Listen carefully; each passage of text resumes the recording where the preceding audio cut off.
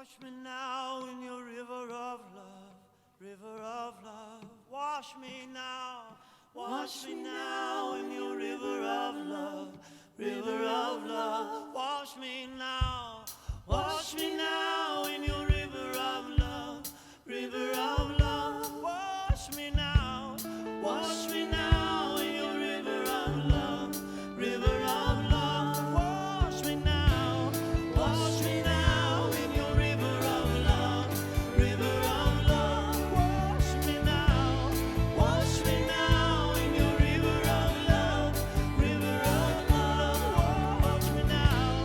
Wash me now in your river of love, river of love, river of love. Wash me now in your river of love, river of love. Wash me now in your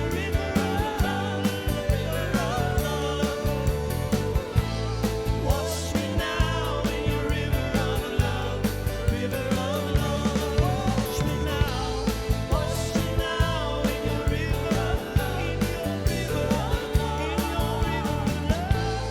Wash me now in your river of love, river of love. Wash me now in your river of love, river of love. Wash me now in your river of love, river of love. Wash me now, wash it all away in your river, river of love. Wash it all away in your river, river of love. Wash me now in your river, river of love, river of love. Wash me now in your river of love, river of love.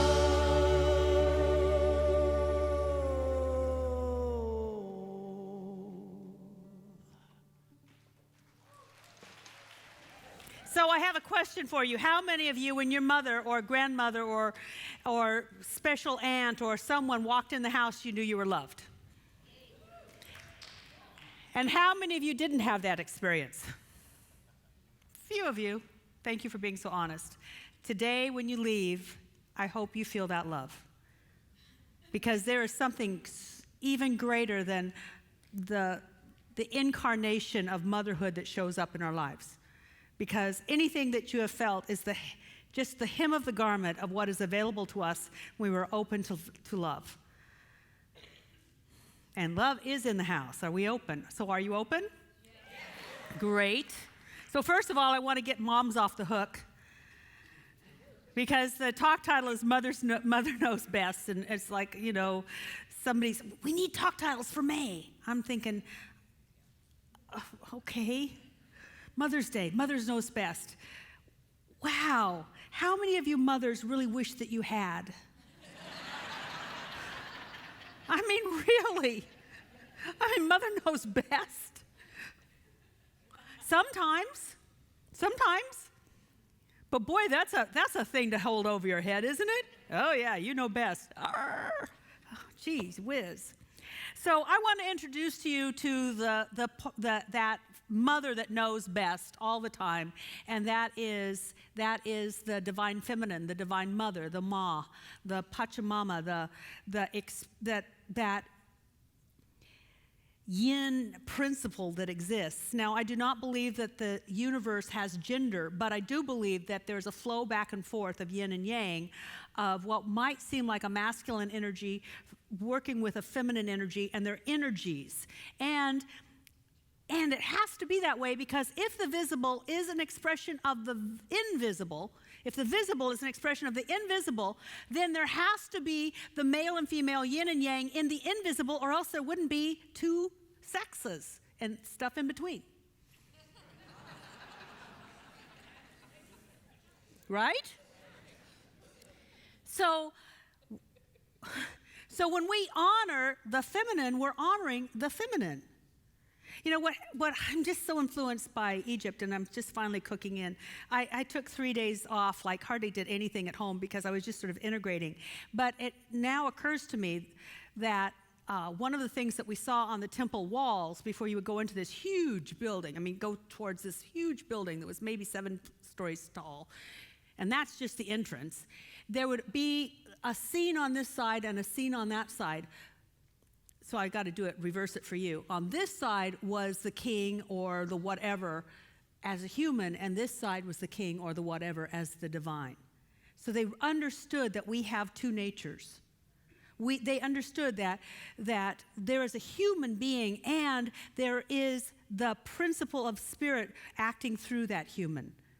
And so too, that means that whatever is true on this universal level is true of us. So we have, all of us, no matter what gender we call ourselves, we have feminine and masculine energies always working through us. And today I'm going to honor the feminine because it's, Divine Ma Day.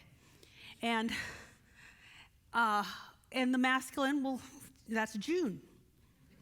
So don't get, oh God, there's such a feminine, can I just say, oh dear, I should not have, I think I'm downloading.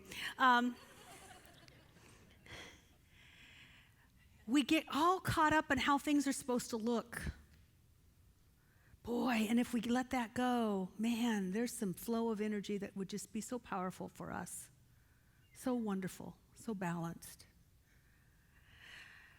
So I want to talk about that feminine energy and recognize that it fits well with the topic for the month, because the topic for the month is about spiritual guidance and personal responsibility, because we avoid responsibility by not knowing, don't we, brothers and sisters?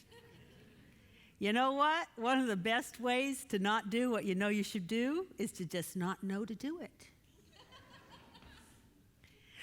You can't be with your friends if they're anywhere enlightened and say, I just don't want to do it, but you can say, I just don't know what my next step is.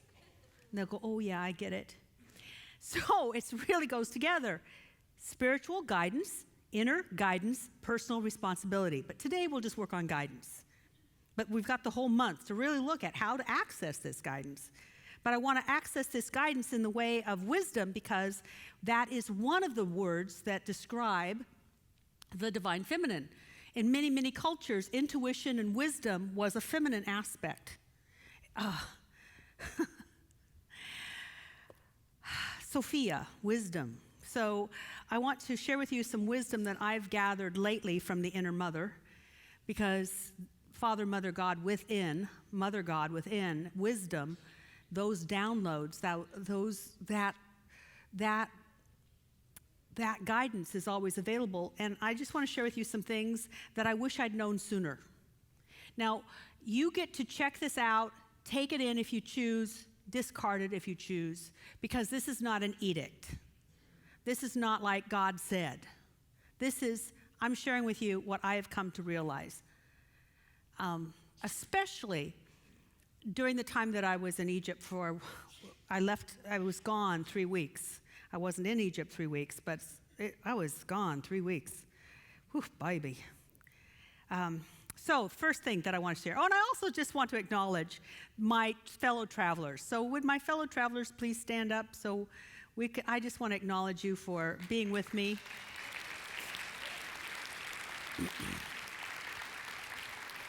And having really great outfits. Now, first service, everyone wore the turquoise galabeas. And I just couldn't help but laugh, because it really does look like a choir. The turquoise choir. It was kind of funny, but I'll get to that in a minute. Anyway, first thing that I need for you to know is that the mother within will say, if you pay attention, stuff happens, get over yourself, and become a stuff master.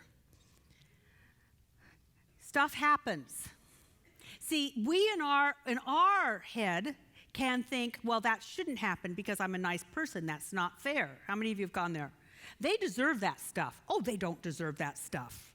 We have this whole conversation about stuff.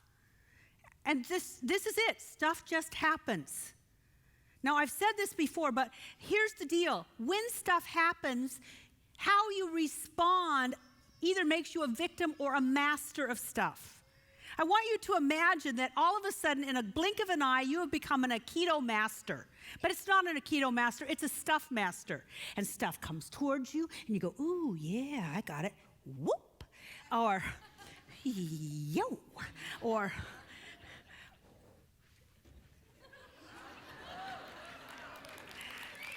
I really don't know how I did that. Anyway, but that's just stuff happening. See, it was, if you become the master of stuff, you can be happy all the time. If you don't become the master of stuff, you will always be the victim of what's happening. So here I am in Egypt, staying at incredible places with incredible people, seeing incredible sights, having private entrances into some of the most revered holy places in Egypt. There's nothing wrong. We eat well. They feed us. It's amazing. And every single day there was something that I could have gotten a little off on. See, stuff happens. But in that stuff, you can choose to either have a bad moment or to have a whole bad day. I didn't want a bad day. So I handled the stuff. Like 108-degree weather. I caught ya. Weakened, overtaxed air conditioner system. See? But are you going to make it a bad moment or a whole bad day? That's just stuff. Just stuff.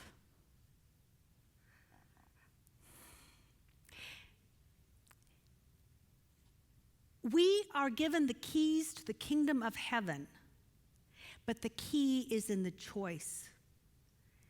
Every time you make a choice towards this is just stuff, you make a choice to have the key to heaven, which is satisfaction, fulfillment, and contentment. Who doesn't want that?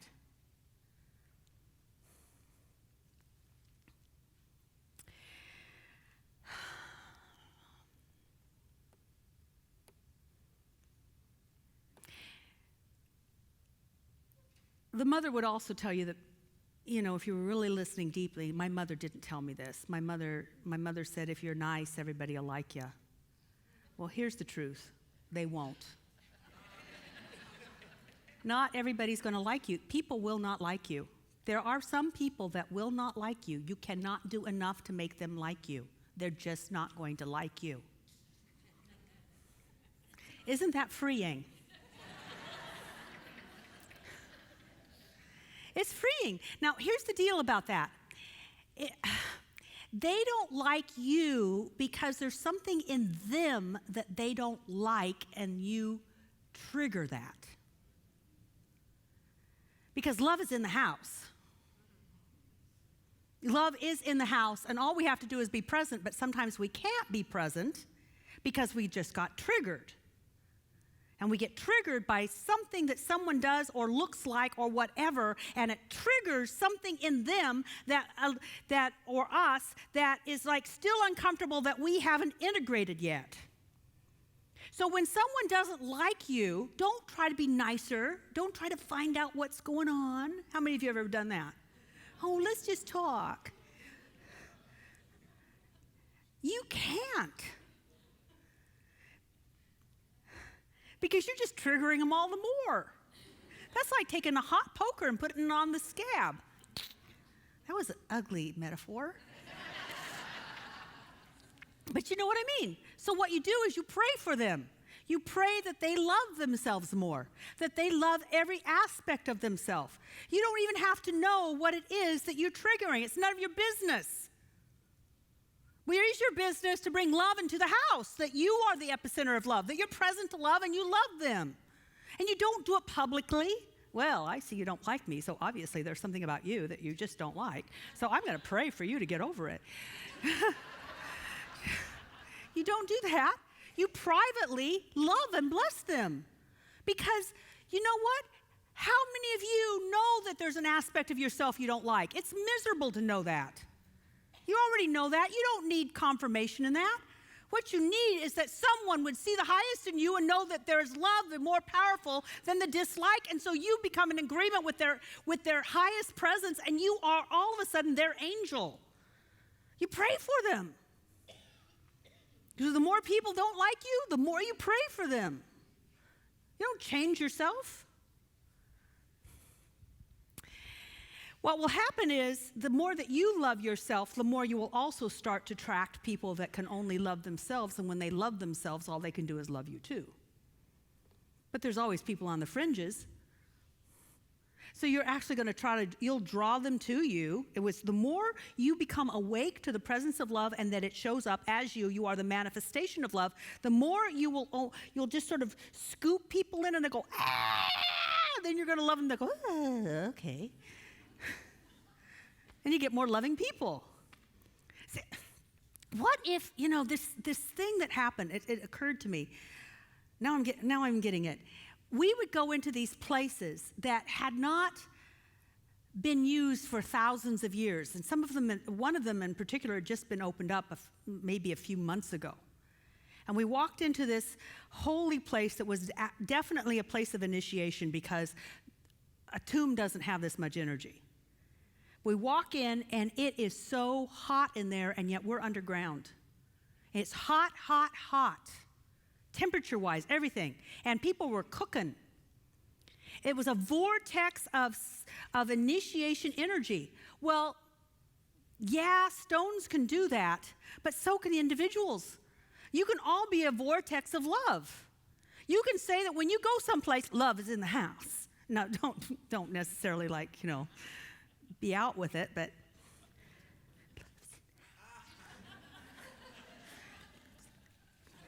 you can slyly in your head, why not? You can be the vortex of transformational love. Who are we waiting for? Here's the next thing. My mother told me My mother told me money wouldn't make me happy. How many of you heard that? Money won't make you happy. Only a few. Only this side. Isn't it interesting? Who are you people? I mean, really, you don't talk, you don't raise your hands. A few of you do. How many of you heard money won't make you happy? Guess what? Either will poverty.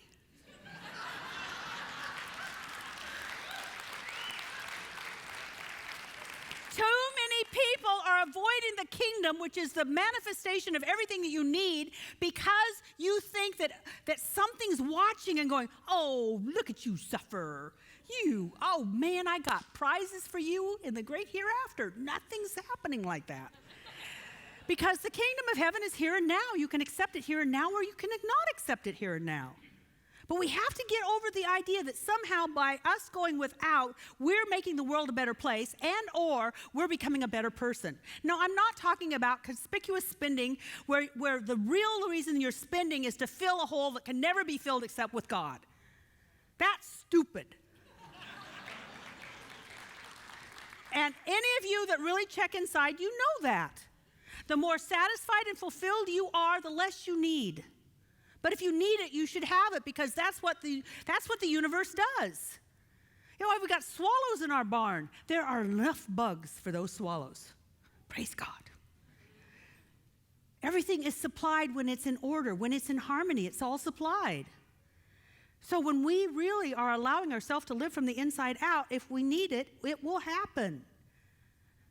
But we have to make sure that we're not just scooping up stuff to fill something that can never be filled by anything from the outside. When you're full, all else shall be added.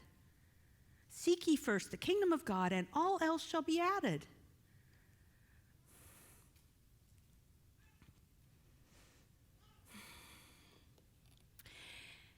When your motive is good, the outcome will be blessed. Boy, I wish I had. I mean, I know that, and I still play around with it. It gets me off the hook. But I wish I'd known it a long time ago.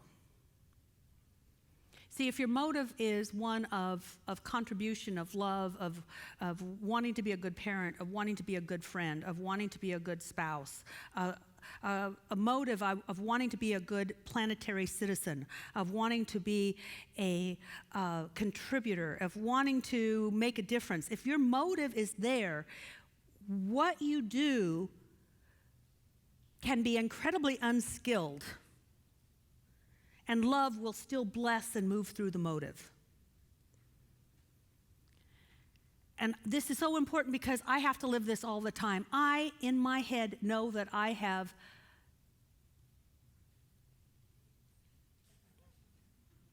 blanked up a lot. I couldn't even think of the word that would go in there. I have. How many of you know you've done that? As a parent, as a friend, as a boss, as a spouse. I mean, I know I have, and I am so aware of it. And you don't know all the times that I've sat over there. In fact, I was doing it right after first service. Like, oh man, I really blew it. But my motive was good. My motive was okay. Therefore, I wanted Spirit to move through that motive, not my execution. Because we can do flawed executions and still have a great outcome. Why? Because God will flow through the motive. Check your motive and see how you do it and know that the motive will be the blessing. I'll just give you the real example of first service. Oh my God, you got to meet first service sometime. They are so sweet. We were given by our guide, the tour director, turquoise, stand up, Janine, lovely turquoise Galabeas. Aren't those nice? Isn't that lovely? That's lovely. And we all wore them. And not everybody looks good in turquoise, and they're not as ornamental as what Heather has. They're kind of plainish. And so as an act of love to Muhammad, who had given these Galabeas to us, had them made to fit us, we all wore them to our final big closing dinner at this magnificent 5-star hotel. We walked in and we looked like the turquoise choir. And so when I saw 5 people this morning, first service, all in their turquoise, I just was breaking up because it was like, oh my goodness. Here we are, it's the choir. Are these ushers or are they choir? You know, so it was not good in execution. But my motive was to acknowledge them because I wanted people to feel included with our trip. I want you to talk to them and find out how they did so that you can be included with the blessings and the insights. My motive was good. Execution, not so good. Check your motive. That's what Mom should have said. You know, instead of when you left the house, do you have everything? Did you use the restroom? She should have said, did you check your motive? And if your motive is good, do how you're directed. Execution will often be flawed. Motive will always be blessed, which will keep us from the hang-up and the addiction of wanting to be perfect. If I could just do it better, if I just said it this way, if I'd only listen more, how many of you go there? That is an endless cycle that will lead you into nothing except that place besides heaven. And it's in your head. The next thing that I want to say, that I'm getting from the mother, that we all need to know and hopefully adhere to, is that doing less will produce more. Take a deep breath.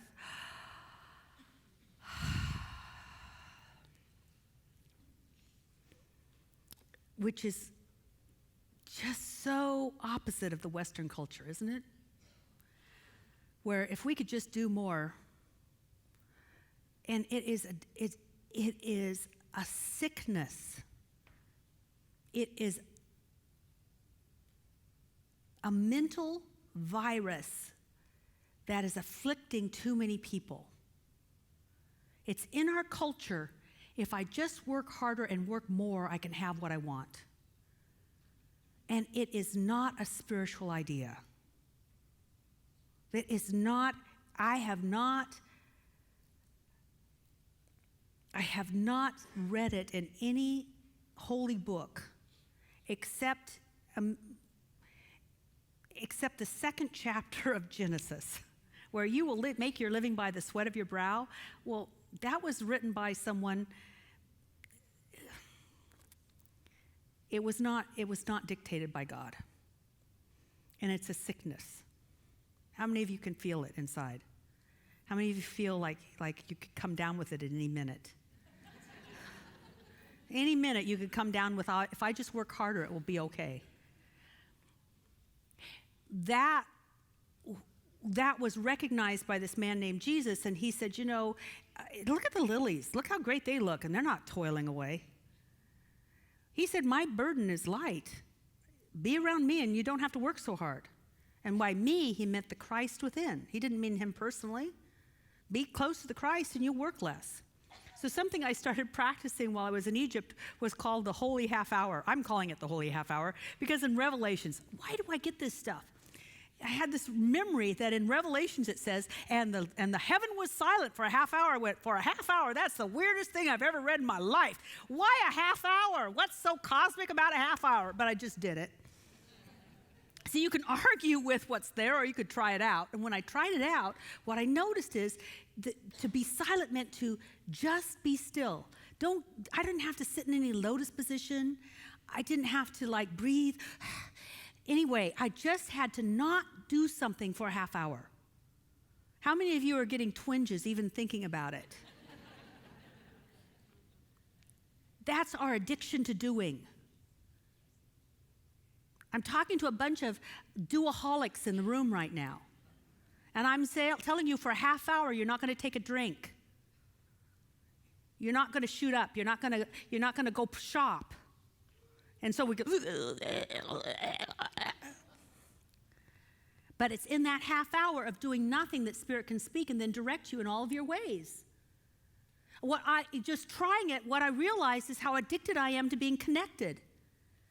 So on the boat, I didn't have a good internet connection, but someone did, so I go sit by them.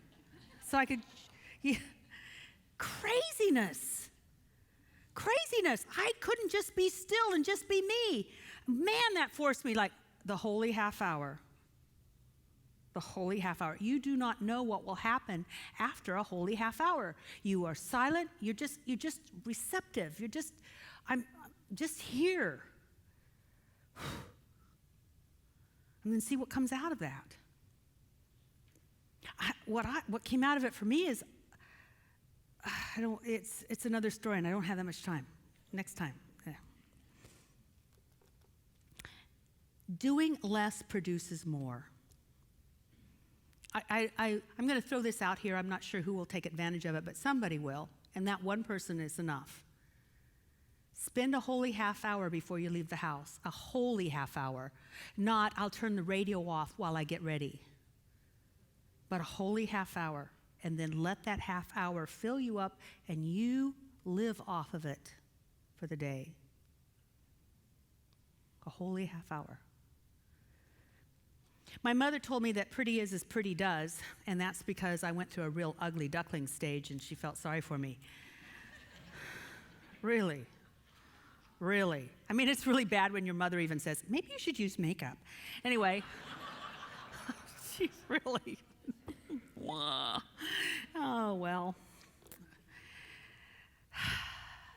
Pretty is not as pretty does, because if that was true, that would just feed our addiction for doing more, wouldn't it? Here's the real truth. Everything's pretty. Everything is pretty. In fact, it's beyond pretty. Everything is outrageously gorgeous. Because nature is outrageously gorgeous, and we are the daughter and son of nature. You don't just belong to those people who shared their DNA with you. You belong to the whole earth, and the whole earth is outrageously gorgeous, isn't it? Even the desert with absolutely nothing growing in it was outrageously gorgeous. Even the sunsets with smog, oh my goodness, smoggy sunsets are outrageously gorgeous. Everything is outrageously gorgeous, so are you. So say it, I am outrageously gorgeous. Well, it's better than first service. Let's try it again. I am outrageously gorgeous. I love it. We could do the wave. I am outrageously gorgeous. Because you are. We are. Human beings are. Spirit sees you as outrageously gorgeous. Now, here's one more thing I want to share. Yeah, one more thing. Oh, yeah, that's Emil was always, one more thing. Here is our guide. We started laughing at him after a while. Emil, this is my favorite temple. This is my favorite temple. After about 7. Yeah, right, Emil. Now, just one more thing. Yeah, right. But we loved him. Okay, so here's one more thing. Really, one more thing. Everything is significant. Everything is important, which means nothing is. Everything's important, everything's significant, which means nothing is important or significant. Or at least I should say, nothing is more important or significant. All of creation is important and purposeful, or it wouldn't be here. So that means we can stop fixating on poor little old me, or this is such a big deal. How many of you get into the big deal stage? You know, really?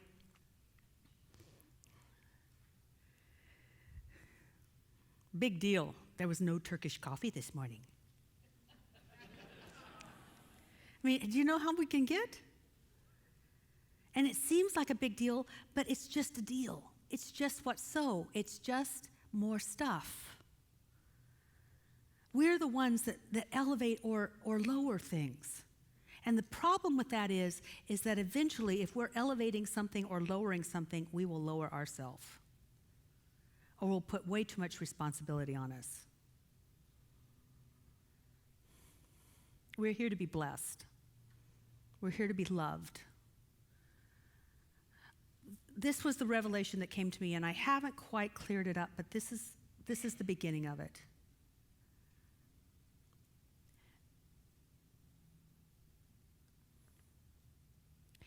Some religious traditions want to tell us how we're bad so that we can stop doing something and seek goodness.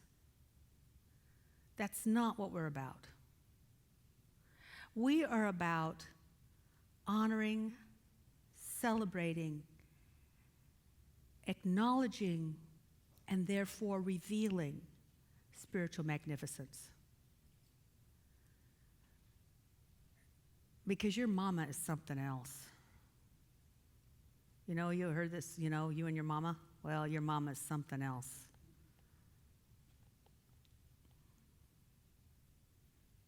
We come from, I don't even know how to phrase it, an amazing place.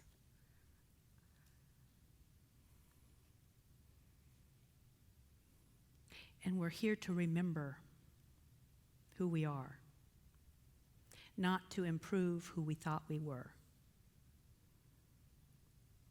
And that's going to be a lot more joyful and fun than continually fixing. So we're going to hear a song from Rafe. I'm going to invite him up. And there will be a place in the song where we'll have a final prayer, which will actually be a blessing. So, song, blessing, then we're done. Stay tuned.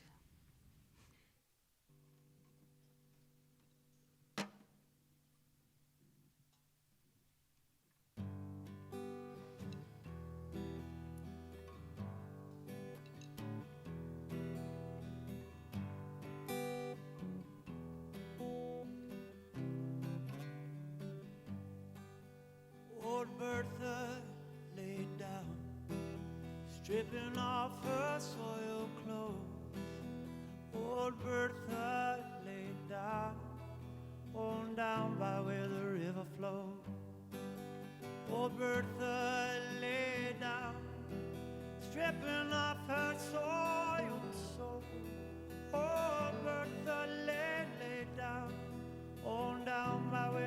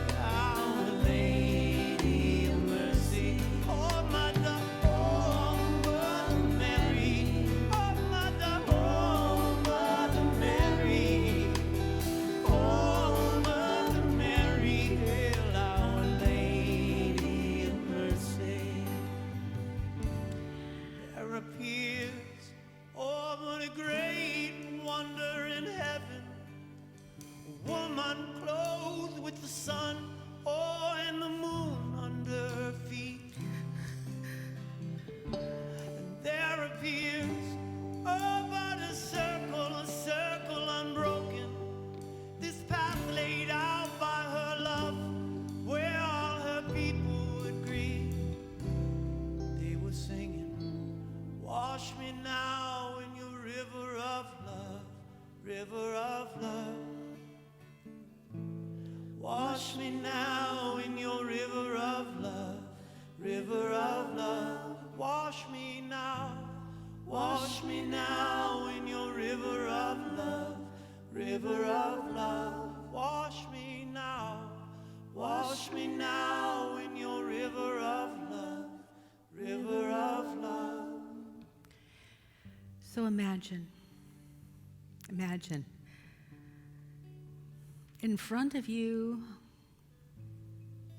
is a representation of the divine feminine. It may show up as Mary. It may show up in the form of a goddess. It may show up in the form of your grandmother, your great-grandmother. Allow that image to place one of her hands on your shoulder. And with the other hand, she takes your hand. And she squeezes it. She looks into your eyes, and through your eyes into your soul. And you meet soul to spirit and spirit to soul. And everything within you opens up and is filled with light. And she says, oh, my beloved, my beloved, my beloved, if you could only know how much I love you. If you could even begin to imagine how much I care and how I've watched everything that you've done. And every time you fell, I was right there and you didn't know it, but I picked you up. And I will always do that. For I am with you always, even unto the end of this earth, because this earth will come to an end, but we won't. For I am love, and you are love, and love is everlasting and eternal. And I am life, and you are life. And there's nothing that can touch that life or take it away or disconnect us from each other. Know now, my beloved, my beloved, my beloved, how loved you are.